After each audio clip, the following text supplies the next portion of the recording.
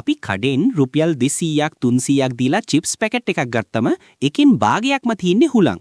මුන් අපිට චිප්ස් කියලා හුලං විකුණනවා කියලා අපි හැමෝටම කේන්ති යනවනේ. ඇත්තදම මේක සමාගම් විසින් කරන වංචාවක්ද? නැහැ. මේක අපිව ලෙඩ නොවි බේරගන්න කරන දෙයක්. මේ නිකම්ම හුලං නෙවෙයි.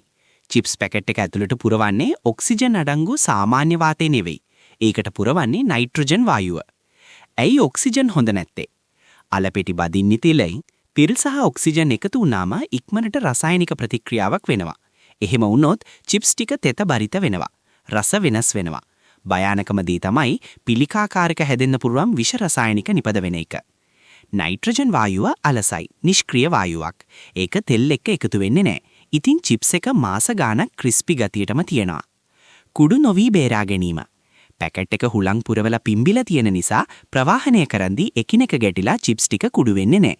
ඒ හුලං ටික නැත්නම් ඔබ පැකට් එක කද්දි තියෙන්නේ චිප්ස් නෙවෙයි, අල පිටි ටිකක්.